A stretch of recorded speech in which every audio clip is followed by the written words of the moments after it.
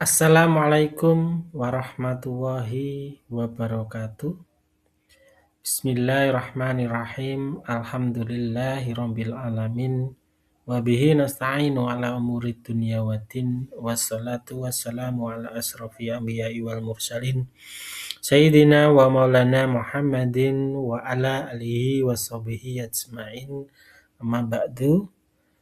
Apa kabar anak-anakku semua? Insya Allah pastinya dalam keadaan baik, pastinya dalam keadaan sehat semua. Amin ya robbal alamin.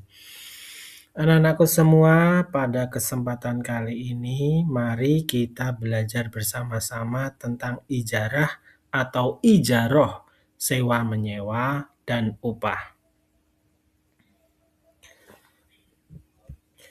Sebelum kita mulai pembelajaran kali ini, marilah kita berdoa bersama-sama.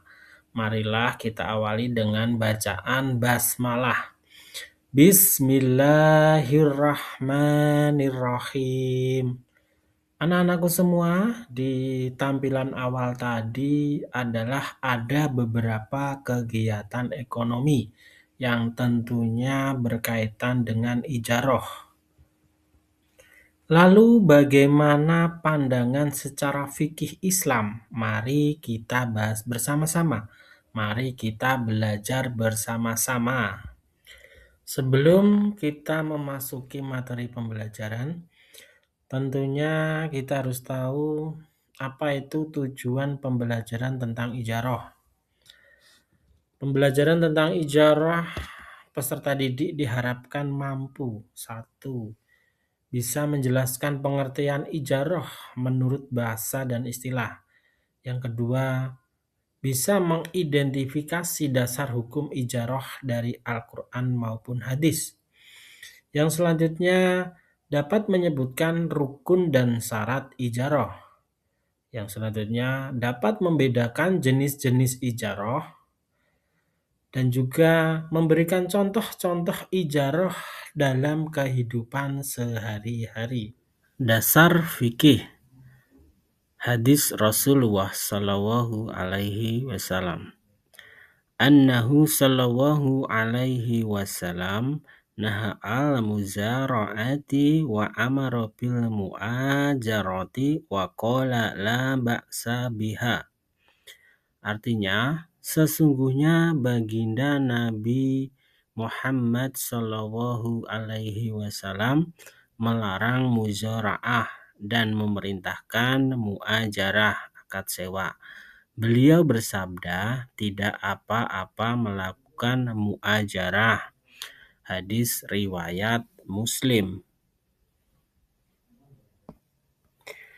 Terkait dengan upah, Rasulullah juga bersabda, Abdullah ibni Umar qala Rasulullah sallallahu alaihi wasallam, a'tu ajrahu qabla ayyajiffa arakuhu, yang artinya dari Abdullah bin Umar radhiyallahu an berkata, Rasulullah sallallahu alaihi wasallam bersabda, berikanlah upah kepada pekerja sebelum kering keringatnya. Hadis riwayat Ibnu Majah. Pengertian ijarah. Ijarah secara sederhana diartikan dengan transaksi manfaat atau jasa dengan imbalan tertentu. Secara etimologi, ijarah berasal dari kata ajara yaj'uru, ujran yang berarti upah atas pekerjaan.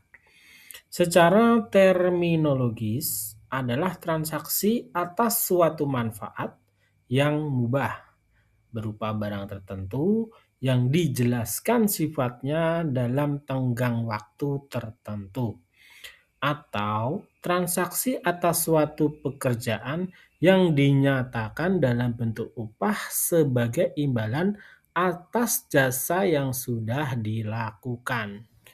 Macam-macam ijarah.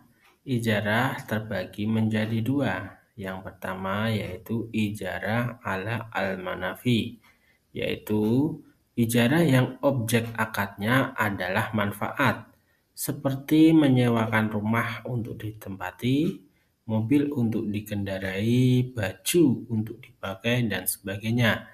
Sedangkan yang kedua yaitu ijarat ala al-amal,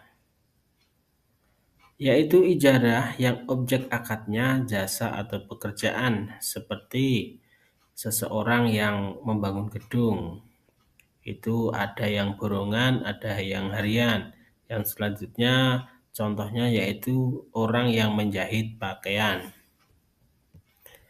Rukun ijarah ala al-manafi ada 4, yaitu mujir, orang yang menyewakan, dan mustajir, orang yang menyewa. Di antara keduanya itu harus dalam keadaan balik dan tentunya berakal sehat dan sadar. Yang kedua syaratnya yaitu ain mustajarah atau barang yang disewakan. Tentunya barang yang disewakan itu harus dalam keadaan baik tentunya. Yang selanjutnya yang ketiga yaitu sewa ujroh atau nilai atau harga dari sewa itu apakah akan dibayar kontan atau dibayar secara angsuran. Yang selanjutnya syarat yang keempat yaitu sigot atau ijab kabul. Ijab kabul adalah ikrar atau lafal yang disampaikan oleh orang yang menyewa dan orang yang menyewakan. Rukun ijarah ala al-ma'al ada 4, yaitu yang pertama tentunya harus ada yang si pemberi upah dan pekerja. Di antara keduanya tentunya harus dalam keadaan sehat dan sadar, dan tentunya tidak ada yang memaksa. Yang selanjutnya rukun yang kedua yaitu pekerjaan. Pekerjaannya itu harus jelas, di mana tempatnya dan kapan waktunya. Rukun yang ketiga yaitu upah.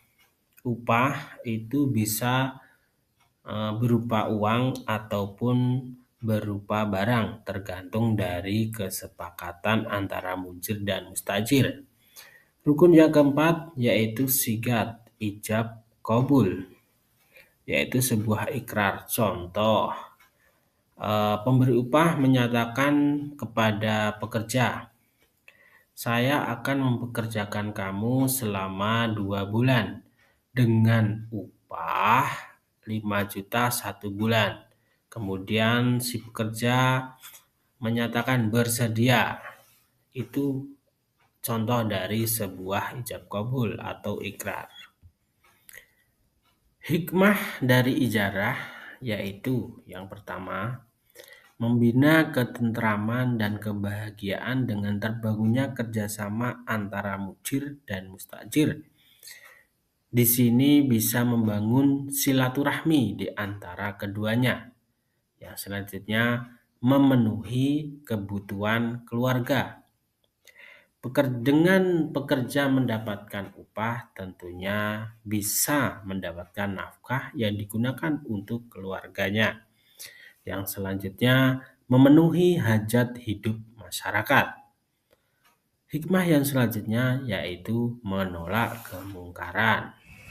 Demikian tadi materi yang dapat saya sampaikan, materi tentang ijaroh atau ijarah. Dalam pelafalannya boleh menggunakan ijaroh atau ijarah. Tentunya anak-anakku ada pertanyaan, ada hal-hal yang perlu dibahas. Anak-anakku semua, coba kalian temukan di dalam lingkungan sekitar atau di dalam kehidupan Anda sehari-hari 3 saja kegiatan yang termasuk di dalam ijarah dan sewa. Coba temukan, nanti pas pertemuan kita di kelas, mari kita diskusi bareng, mari kita bahas bareng-bareng. Gitu ya, anak-anakku, marilah kita akhiri pembelajaran kali ini dengan bacaan hamdalah bersama-sama. Alhamdulillahirabbil alamin. Terima kasih atas perhatiannya. Semoga kita bisa berjumpa lagi, kita bisa bertemu kembali. Tentunya dalam keadaan sehat. Amin. Ya robbal alamin. Dan apabila ada kata-kata dari saya yang kurang berkenan, saya mohon maaf. Saya akhiri. Wassalamualaikum warahmatullahi wabarakatuh.